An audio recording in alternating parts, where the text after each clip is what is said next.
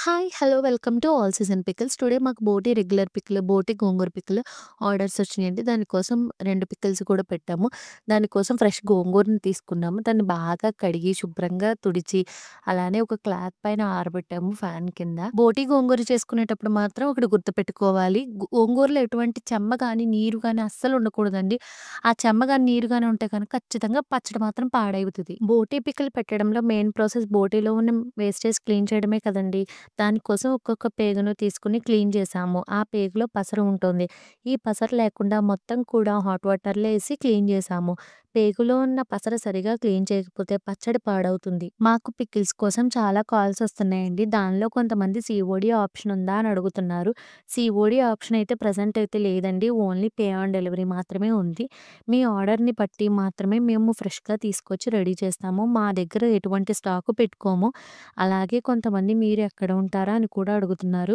మాది హైదరాబాద్ అండి. హైదరాబాద్‌లో ఉన్న వాళ్ళకైతే 24 అవర్స్‌లో డెలివరీ చేస్తాము. మిగతా వాళ్ళకైతే కనుక కొరియర్ చేసేస్తాము. మీరు 100% మమ్మల్ని బిలీవ్ చేయొచ్చు. తక్కువ కాస్ట్ పెట్టామని, లో క్వాలిటీ ప్రొడక్ట్స్ యూజ్ చేస్తామని అనుకోవద్దు. మా ప్రొడక్ట్స్ అందరికీ రీచ్ అవ్వాలని మాత్రమే మేము ఈ రేట్స్ ఫిక్స్ చేశాము.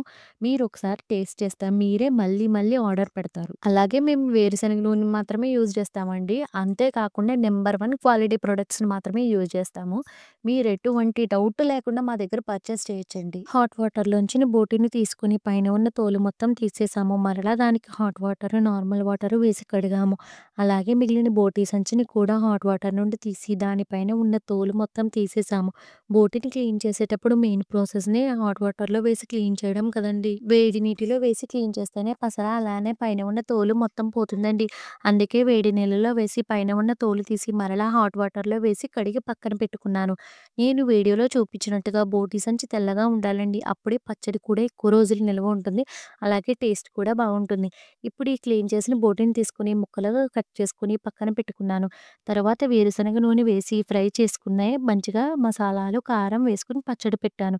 మీకు కనుక ఈ పచ్చడి కావాలంటే స్క్రీన్‌పై కనిపిస్తున్న మా నంబర్‌కి వాట్సాప్‌లో పిన్ చేయండి. లేకపోతే డిస్క్రిప్షన్‌లో మా ఇన్‌స్టాగ్రామ్ లింక్ ఉంది. అక్కడి నుండి కూడా ఆర్డర్ పెట్టుకోవచ్చు. మా వీడియో కనుక మీకు నచ్చినట్లయితే please like, share and subscribe my channel. Thank you.